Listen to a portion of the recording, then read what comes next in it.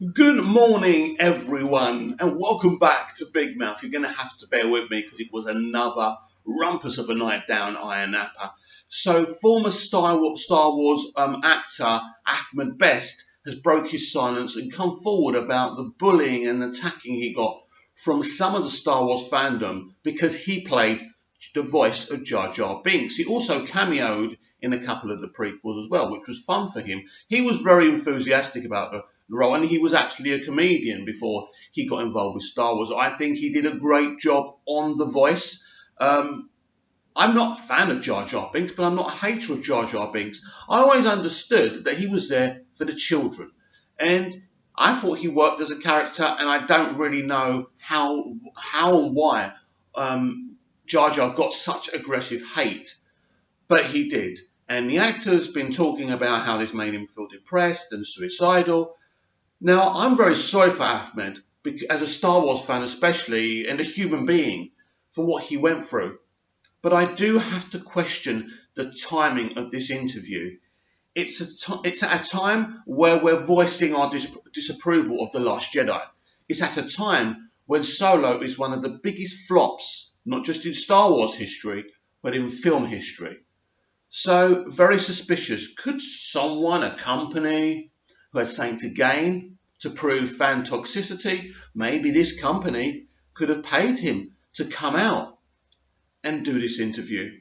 What do you think? Because it's very suspicious. I'll go back to what I said originally. Total respect and total, I feel sympathy for Ahmed and what he's gone through.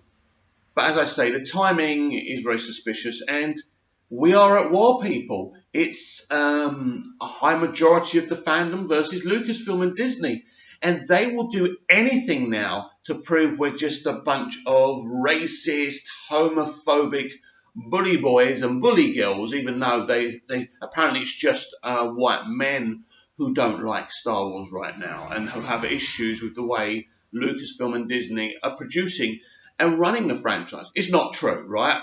Now, first of all, that Star Wars girl. Go and look for her. I don't know her, but she's fantastic. She's a girl, and she puts what's going on with Disney and Star Wars right now perfectly. So go and check her out. But there are many, many young women, white, black, Mexican, and all type of people, not just women and men, who are not happy with Star Wars. This is not a racist thing. This is not a homophobic thing. This is not an alt-right thing.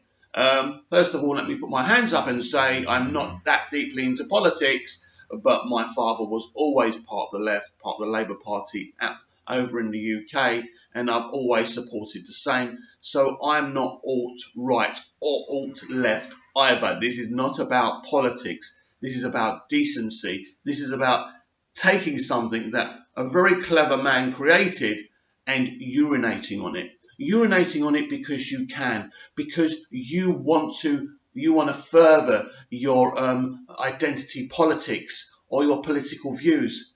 Political views have no place in Star Wars films.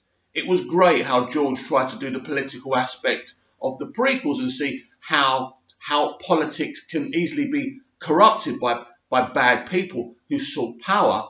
Yes, that was great. But the kind of politics they're trying to bring into Star Wars now isn't great, because there's always going to be people who are opposed to those politics, which just creates new sorts of problems.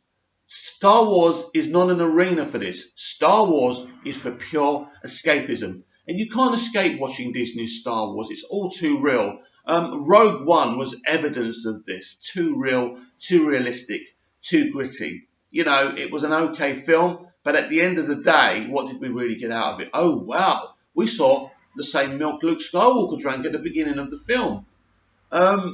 Stupid things like that. There was so many cameos in that film. There were so many, not cameos, but there were cameos, but what do they call them? Easter eggs. I mean, it was the Easter egg fest. That film was the Easter egg movie. And this is the problem. You see, they talk about moving forward and doing new things, but are they doing new things? So Rian Johnson claims The Last Jedi is this really new film that takes Star Wars to an exciting brand new direction. It doesn't. It just dilutes the whole franchise. It makes it less interesting when you're telling me that anyone can be a force giver, anyone can wield a lightsaber. That's dull to me. The whole point of Luke Skywalker being special and being the chosen one in a kind of way, just like his father Anakin was special. If you say anyone can be Luke, anyone can be Anakin, that's boring. That doesn't interest me personally, or excite me, or entertain me. And instead of Disney and Lucasfilm coming out and saying, do you know what, guys, girls, and you in between, we've made a mistake here. We forgot the fantasy element. We forgot the great things that George did. We barely see any lightsaber fights anymore. And when we do, they're very quick and they're very finished really quickly. Why are they doing this? I don't know. It's stubbornness now. They want to show us, because they're in a bubble, they literally believe everyone who doesn't like what they're doing, they think we're all right fascists. And it's simply not the case. If they came down from their high horse and thought about it, and if people like John Kasdan thought about it, having Lando Calrissian being lovers with a droid is a stupid idea. And he should come out and admit that. There was no point. All it did was trigger a bunch of people. At the end of the day, your message of being a pansexual didn't work, because the example of this character being a pansexual was ridiculous. And plus, Lando never showed any hints of being a pansexual in the original movies. Then this is a problem. If you wanted to have a pansexual character, awesome, great, fine. Create an original one, just like Russell T Davies did when he brought back Doctor Who. He gave us Captain Jack Harkness.